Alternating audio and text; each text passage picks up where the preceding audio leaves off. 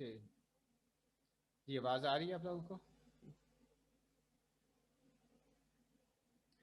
तो कब ये बात कर रहे थे कि यहाँ पे जो है स्पटरिंग यील्ड जीरो है, हालांकि एनर्जी दे रहे हैं, तो क्या रीज़न बता रहे थे आप?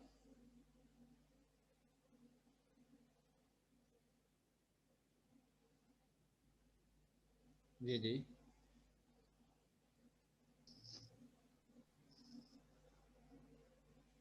ठीक है, ये उनको एक्साइड या रिमूव, ये थ्रेशोल्ड एनर्जी से कम है, थ्रेशोल्ड एनर्जी से कम है, तो ये थ्रेशोल्ड है, यानी ये हालांकि एनर्जी ये ग्राफ जीरो से नहीं शुरू हो रहा, उसकी रीज़न ही यही है। इसको भी अगर एक्सटेंड करें तो ये 5 इलेक्ट्रॉन वोल्ट तक जाएगा, ये वाला जिंक वाला ग्राफ जो टॉप कर्व है। ठीक है, तो इट मीन जिंक के लिए कम से कम 5 इलेक्ट्रॉन वोल्ट थ्रेशोल्ड एनर्जी, उसके बाद स्पटरिंग स्टार्ट होती है। और कॉपर के लिए रफली है 20 है, इस तरह ये है रफली 50 है, एलुमिनियम के लिए, टाइटेनियम के लिए रफली 90 है, 80-90 है। तो टाइटेनियम के लिए क्यों ज़्यादा है थ्रेशोल्ड एनर्जी और जिंक के लिए क्यों कम है, बता सकते हैं?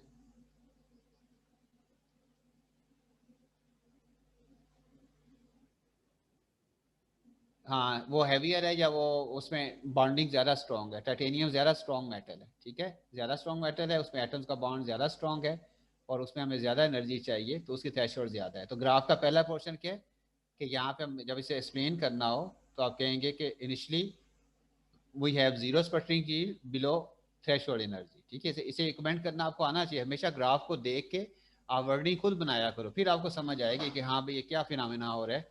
आप लोग रटा लगाते हो ग्राफ को, ग्राफ की शेप को भी रटा लगाते हो कि लाइन इधर से ऐसे आ रही है, या कोई स्टूडेंट इधर से ऐसे ड्रा कर देते हैं, दोनों में फ़र्क है।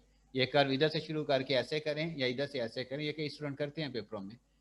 पंप की कर्व भी इधर से इधर आ रही है या इधर से इधर ड्रा कर देते हैं। एक्स एक्सिस में वैल्यू कैसे हैं, लेफ्ट से राइट इंक्रीजिंग है या लेफ्ट से राइट डिक्रीजिंग वैल्यूज़ हैं, वो मैटर करता है। तो स्टूडेंट वैल्यूज़ तो वही लिखी होती हैं, ग्राफ की शेप को इधर से ऐसे ड्रा कर देते हैं। मीन ग्राफ में रटा नहीं चलता है जो है। तो आपको अंडरस्टैंडिंग हो तो आपको रटा लगाने की ज़रूरत भी नहीं है। तो यहाँ पे पहला पोर्शन, दूसरा पोर्शन ग्राफ का क्या है, ये लीनियर पोर्शन है कि इसके बाद एनर्जी बढ़ाते जाएंगे थ्रेशोल्ड के बाद, जितनी एनर्जी ज़्यादा करेंगे उतनी उसकी स्पटरिंग यील्ड बढ़ती जाएगी, ऐसे ही है ना? जस्ट लाइक फोटोइलेक्ट्रिक इफेक्ट कि पहले आपको थ्रेशोल्ड एनर्जी चाहिए होती है इलेक्ट्रॉन को वैलेंस से कंडक्शन बैंड में शिफ्ट करने के लिए, उसके बाद जितनी ज़्यादा एनर्जी देते हैं आप, वो उसकी काइनेटिक एनर्जी बनती जाती है, ऐसा ही है ना? थ्रेशोल्ड से एक्स्ट्रा जितनी होगी वो, ये भी उस तरह ये हम यील्ड कहेंगे बढ़ रही है। ठीक है, कि पहले जीरो है फिर बढ़ना शुरू होती है, फिर कॉन्टीन्यूसली बढ़ती जा रही है, जितनी ज़्यादा एनर्जी बढ़ाते जाएंगे ये बढ़ती जाएगी, एक पॉइंट पे आके ये मैक्सिमम हो जाती है। यानी इनफाइनाइट यील्ड, कोई भी फैक्टर इनफाइनाइट नहीं हो सकता, कोई भी नहीं चीज़ इनफाइनाइट हो सकती है ना स्पीड ना मैथ ना कोई चीज़, सारी फाइनाइट चीज़ ही है ना। ठीक, सिर्फ अल्लाह की ज़ात लामहदूद है। ठीक है, उसका हम अहाता नहीं कर सकते जो है। ठीक है, वो कितनी बड़ी ज़ात है, ठीक है, उसकी उनकी उसकी पार का वो हम नहीं, इंसान के बस की बात नहीं है उनका अंदाज़ा लगाना। ओके, तो राइट, यहाँ हमारे पास फिर क्या है कि ये लीनियर पोर्शन आ गया, फिर मैक्सिमम होगी। ठीक है, एक वैल्यू मैक्सिमम आ जाती है। ज़ाहिर है आप ऐसा तो नहीं कर सकते कि एक एटम से कोई अनलिमिटेड एटम स्पटर करवा लें। ठीक है, एक फाइनाइट एटम है, तो उसके बाद कम क्यों होती है? थर्ड पोर्शन ये है ग्राफ का, हर एक यील्ड आगे कम होना शुरू, 10,000 इलेक्ट्रॉन वोल्ट के बाद जब एनर्जी बढ़ाते हैं वो कम होना शुरू हो जाती है। इसकी क्या रीज़न है? तो इसकी रीज़न ये है कि जब हम स्पटरिंग बेसिकली सब्लिमेशन है, मेल्टिंग नहीं है, हम इससे टारगेट को मेल्ट नहीं करते। अब आप देखें कि हर मटेरियल का एक सब्लिमेशन टेम्परेचर होता है और एक क्या होता है, मेल्टिंग टेम्परेचर, दोनों डिफरेंट टेम्परेचर है ना। सब्लाइम होता है कि डायरेक्ट गैसियस स्टेट में जाना without going into मॉल्टन state, liquid state. और मेल्टिंग क्या होता है, वो सॉलिड से डायरेक्ट लिक्विड में चला जाता है, कोई लिक्विड जो है ना, ठीक, सॉलिड जो है, सॉरी। तो ये अब हमने इसलिए यहाँ पे इसके बाद टारगेट मेल्ट होना शुरू हो जाता है, इतनी ज़्यादा एनर्जी आप देते हैं कि वो बजाय सरफेस से एटम स्पटर हो, सब्लाइम हो, वो टारगेट ही मेल्ट, टारगेट मेल्ट करेगा तो ज़ाहिर है आपको प्लाज्मा नहीं मिलेगा, वो लिक्विड फॉर्म में नीचे ही गिर जाएगा ना वहाँ पे मेल्ट होके। आपको तो सामने गैसेस फॉर्म में प्लाज्मा चाहिए ना, जिस चीज़ पे कोटिंग करनी है, राइट? तो वो ग्रेजुअली प्लाज्मा आता जाता है, आप स्पटरिंग करते रहते हैं, एक एक घंटा स्पटरिंग कर रहे हैं, 2-2 घंटे, तो ग्रेजुअली बड़ी स्लो फॉर्म में प्लाज्मा आता है। तो वो लेयर बाय लेयर ग्रोथ होती है, पहले एक लेयर डिपॉजिट हुई एटम्स की, फिर दूसरी, फिर तीसरी, मेल्ट करके कोट करें ना, मेल्ट करके लिक्विड को आप ऐसे लें जैसे ब्रश से हम लेते हैं, मॉल्टन पेंट लेते हैं और उसको ब्रश से कोट कर देते हैं, वो कोटिंग परफेक्ट नहीं होती है। गैसियस फॉर्म में अभी आप देखें ना, स्प्रे से हम पेंट करते हैं, अब मशीन आ गई है, स्प्रे की फॉर्म में पेंट किया जाता है ना, जो पहले ब्रशेज से करते थे, तो आपको क्वालिटी भी ज़्यादा बेटर मिल रही है ना उससे जो है, और स्प्रे पेंट ज़ाया भी कम होता है, राइट, क्योंकि वो गैसेस फॉर्म में ज़्यादा बेटर, ज़्यादा यूनिफॉर्म स्प्रे होता है जो है, ठीक है, और लिक्विड फॉर्म में कहीं ज़्यादा हो गया, कहीं कम हो गया, फिर ब्रश के साथ लग गया और ये वो इस तरह।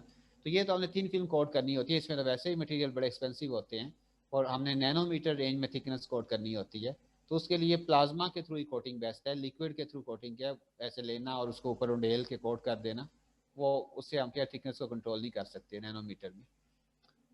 तो ये इस पे फिर उसकी रीज़न है, वो मेल्ट होना शुरू, हम इसको मेल्ट नहीं करना चाहते, फिर ये क्या कम हो रही है और ज़ीरो भी हो सकती है, ज़रा पहले वो पार्शली मेल्ट करेगा, फिर आगे टेम्परेचर बढ़ता जाएगा, फुली मेल्ट कर जाएगा, तो कोई प्लाज्मा आपको क्या नहीं मिलेगा जो है।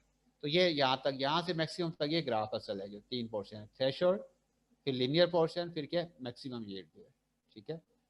तो अब आप मुझे बताएं कि 1000 इलेक्ट्रॉन वोल्ट एनर्जी पे टाइटेनियम की कितनी यील्ड है, ग्राफ क्या शो कर रहा है? असमारा आप बताएं, जिससे मैं पूछूं, इस ग्राफ में 1000 इलेक्ट्रॉन वोल्ट पे इसकी टाइटेनियम की कितनी यील्ड है?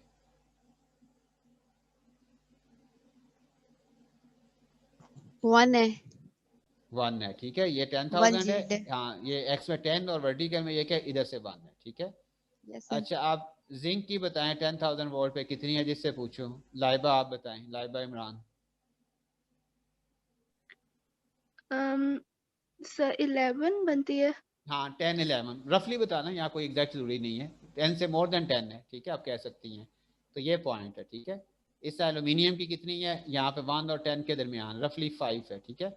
हर एक के लिए स्पटरिंग यील्ड डिफरेंट है, एनर्जी सेम है आयन की, लेकिन स्पटरिंग यील्ड डिफरेंट मिल रही है, क्या रीज़न है? ठीक है, बशीर आप बताएं, क्या क्या रीज़न है? जी जी, शाबाश। सर की वजह से, और उसके बाद मेल्टिंग होना शुरू हो जाता है। नहीं नहीं, मैक्सिमम तक की अगले पॉइंट की बात ही नहीं कर रहा, ये मैक्सिमम पॉइंट की बात हो रही है कि 10,000 पे एल्यूमिनियम की यील्ड 7 है, 5 है सॉरी, और जिंक की ज़्यादा है, टाइटेनियम की कम है, क्या वजह है, क्या सर चीज़ मैथ इसमें डिफरेंस की किसका वजह इनके मैच मैथ डिफरेंस? डिफरेंस है सर। किन के? सर जिंक जिंक एल्यूमिनियम और टाइटेनियम के। हाँ, तो इनको खाली मैथ नहीं कहना, मैथ डिफरेंट होने से समझ नहीं आती है कि यील्ड क्यों डिफरेंट है, क्योंकि ये मैथ इंसिडेंट आयन के मैथ नहीं है, ये किसके मैसेज हैं? असल तो वो इंसिडेंट आयन के मैथ पे यील्ड डिपेंड करती है ना, जो जी हमने सर, मैथ की बात की है वो किसकी बात की है, टारगेट के एटम की नहीं, किसकी? जिसके ऊपर जाके वो होंगी। हाँ, उसकी बात की है जो, ठीक है, तो वो इंसिडेंट आयन की। मैथ तो कार्बन का कम होता है, लेकिन डायमंड में क्या है, कार्बन एटम होते हैं ना, डायमंड स्ट्रॉन्गेस्ट मटेरियल है ना दुनिया का, जी सर। कार्बन बॉन्डिंग होती है ना, तो कार्बन का तो इतना नहीं है एटॉमिक नंबर, या ठीक है मैथ नंबर बहुत ज़्यादा हाई, उससे कई हाई वाले हैं, वो सॉफ्ट मटेरियल है, ठीक है। तो ये नहीं है, ये इसमें क्या फिर फ़र्क आएगा? हाँ, मटेरियल तो डिफरेंट है, नेचर मटेरियल पे यील्ड डिपेंड करती है, यानी एक मटेरियल के लिए कम है, एक के लिए ज़्यादा है, एक के लिए उससे ज़्यादा है, तो मैं इसकी रीज़न पूछ रहा हूँ, ये तो बता दिया कि ये है बाइंडिंग एनर्जी, किसकी बाइंडिंग एनर्जी, शाबाश। नहीं नहीं नहीं नहीं, टारगेट मटेरियल की बाइंडिंग एनर्जी मैटर करती है ना, ठीक है। इनमें बॉन्डिंग ज़्यादा स्ट्रॉन्ग है, इस मीन टाइटेनियम में ज़्यादा स्ट्रॉन्ग बॉन्डिंग है एज कम्पेयर टू जिंक, और एल्यूमिनियम की इंटरमीडिएट है कॉपर की इनके दरमियान में, ठीक है। तो ये सिंपल सा ये ग्राफ है जी, ठीक है, यहाँ पे हम क्या इस चीज़ को एक्सप्लेन कर सकते हैं जो। तो इस एप्लीकेशन हैं स्पटरिंग से, हम क्या यहाँ पे इसको क्या करते हैं कि सरफेस क्लीनिंग करते हैं, यहाँ पे होगा, ये है third point. In context of preparing clean surfaces for surface science investigation, in ultra-high vacuum procedures may be developed for specific materials for inert gas ion bombardment to sputter away contaminants and surface atom, ठीक है, alternating with annealing periods at temperature close to that of melting to heal the damage। तो हम इसे surface को पहले clean करते हैं bombard करवा के, उसके ऊपर जो कंटेमिनेशन होती है ऑक्साइड होता है, ताकि सरफेस की प्रॉपर्टी स्टडी करनी है आपने, आपके पास कॉपर मेटल, इसके सरफेस एटम की प्रॉपर्टी स्टडी करना चाह रहे हैं, जबकि उसके ऊपर ऑक्साइड की लेयर बनी हुई है, तो अब आप सरफेस की प्रॉपर्टी स्टडी करेंगे तो वो कॉपर नहीं होगा, वो कॉपर ऑक्साइड होगा, और कॉपर की प्रॉपर्टी कॉपर के ऑक्साइड से क्या होंगी, डिफरेंट होंगी ना। तो इसलिए सरफेस साइंस में पहले मटेरियल को क्लीन किया जाता है, फिर उसकी प्रॉपर्टी, उसके ऊपर लेजर फॉल करवा के, प्रॉपर्टी स्टडी करने के लिए डिफरेंट चीज़ें टेक्निक यूज़ होती हैं, एक्सरे फाल भी करवाई जाती है, लेज़र भी, कोई और, तो हमने सरफेस को पहले क्लीन करना पड़ता है। लेकिन जब इस तरह से, जिस तरह हम रेगमाल से सरफेस को क्लीन करते हैं तो उसके ऊपर रफनेस आ जाती है ना, स्क्रैचेस से बन जाते हैं। तो जब आप स्पटरिंग भी करते हैं ना तो सरफेस थोड़ी सी रफ हो जाती है, फिर उसके लिए वो ये हो गया इनहीलिंग पीरियड, फिर उसको इनहील करते हैं, हीट करते हैं उस सरफेस को, उस टारगेट एटम को, तो वो उसके सरफेस के एटम मेल्ट होकर क्या हो जाते हैं, यूनिफॉर्म हो जाते हैं दोबारा। सरफेस पे ट्रेंचेस बाउंस बन जाएंगे ना, रफनेस इस तरह ही होती है ना ऊपर, ठीक है, ट्रेंचेस ही हैं। अगर आप उसे हीट करें तो सरफेस के एटम क्या हो जाएंगे, मेल्ट, पहले सरफेस के एटम मेल्ट होना शुरू करते हैं ना, आहिस्ता आहिस्ता फिर पूरा मटेरियल बल्क में नीचे मेल्ट हो जाता है जो, राइट। तो सरफेस क्लीन करने वाला अगर थोड़ी रफ हो भी जाए, हो जाती है, सिर्फ रेगमाल से नहीं होती, स्पटरिंग से भी हो जाती है, खासतौर पे उस वक्त जब हर जगह पे एक जैसी स्पटरिंग ना हो रही हो सरफेस पे, तो उसको थोड़ा सा हीटअप करके उसके सरफेस के एटम को मेल्ट करवा के उसे प्लेन कर लिया जाता है। एक ये अभी मैं जी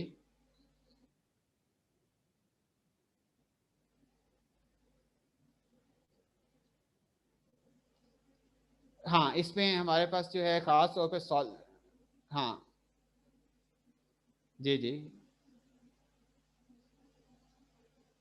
जी जी जी जी इवेपोरेशन में भी, हाँ जी जी mostly surface process role play करते हैं, क्योंकि इवेपोरेशन में सरफेस एटम पहले क्यों इवेपोरेट होते हैं, क्योंकि सरफेस पे एटम की एनर्जी सबसे ज़्यादा होती है, सबसे ज़्यादा होती है ना, ये तो आपने पढ़ा हुआ है ना एफएससी में भी या मैट्रिक में भी। वो क्यों इवेपोरेट हो जाते हैं सरफेस एटम की, उनकी एनर्जी, काइनेटिक एनर्जी सबसे ज़्यादा, नहीं वो सरफेस टेंशन को ब्रेक करके आना होता है ना उन्होंने, सरफेस टेंशन को क्या करते हैं, काइनेटिक एनर्जी उनकी बात कर रहे हैं कि वहाँ, जी जी उनकी एनर्जी ज़्यादा, वही सरफेस पे आएंगे ना, तो वो ज़्यादा एनर्जी वाले क्या सरफेस टेंशन को उन्होंने ओवरकम करना है, ठीक है, सरफेस टेंशन को ब्रेक करना है उन्होंने, और उससे क्या, उसके अगेंस्ट होकर बाहर आना है। तो ये इस तरह से मोस्टली सरफेस के एटम क्या रोल प्ले कर रहे होते हैं, मेल्टिंग में भी वही करते हैं, वेपोरेशन में भी सरफेस, इसलिए आप तो कहते हैं सरफेस एरिया जितना ज़्यादा बढ़ा देंगे उतना वेपोरेशन रेट क्या हो जाएगा, ज़्यादा हो जाएगा ना, ठीक है। तो इस तरह नैनो मटेरियल में सरफेस होती ही ज़्यादा है, surface to volume ratio high होती है, मीन वॉल्यूम के मुकाबले में सरफेस एटम ज़्यादा होते हैं, जबकि बल्क में सरफेस के मुकाबले में कौन से एटम ज़्यादा होते हैं, वॉल्यूम वाले। जैसे एक कमरे जितना ऑब्जेक्ट है तो उसकी सरफेस के एटम काउंट कर लें और उसके अंदर वॉल्यूम वाले काउंट कर लें, वॉल्यूम वाले मच मच ग्रेटर होंगे ना as compared to surface atom. लेकिन इसी की एक स्लाइस कट कर लें कमरे की, इतनी थिन करें कि जो एक लेयर है, तो एक लेयर में क्या है, सारे एटम क्या हो जाएंगे, सरफेस एटम ना। एक स्लाइस काट लें, ब्रेड का स्लाइस बहुत थिन काटे, जितना थिन काटेंगे उतनी लेयर्स कम होती जाएंगी ना। अगर आपने 2 लेयर वाला काटा है स्लाइस, एक 2 एटॉमिक लेयर वाली थिकनेस का स्लाइस, तो उसमें क्या है, अपर एटम क्या है, सरफेस एटम है, बॉटम एटम क्या है, वो वॉल्यूम एटम, वो नीचे है ना आयो पे, ठीक है। तो अब 50% एटम क्या हो गए, सरफेस एटम। लेयर बढ़ाते जाएंगे, थिक मटेरियल करते जाएंगे, तो अंदर जो पैकिंग में एटम है वो ज्यादा होते जाएंगे ना, बाहर वाले तो उतना ही है ना। तो नैनो में ये रेशियो सरफेस की बढ़ती जाती है, और सरफेस के एटम की प्रॉपर्टी डिफरेंट होती हैं as compared to volume, right, ठीक है। तो ये चीज़ है, इसमें हम वहाँ पे नैनो में डिटेल में बात करेंगे इंशाल्लाह। तो एक एप्लीकेशन ये है, थर्ड मैंने बताई, फर्स्ट टू बाद में आप देखिएगा, इसको डिस्कस कर लेंगे। और स्पटरिंग थिन फिल्म कोटिंग वाली जो है, ठीक है, और एक है कि स्पटर आइन पम्प है जो है, तो इसको बाकी को हम कर नहीं, अब टाइम हो गया क्लास का, डिस्कस कर लेंगे। एक दो एप्लीकेशन सिंपल सी हैं, और बेसिकली हम स्पटर आइन पम्प डिस्कस करेंगे जो है, ठीक है।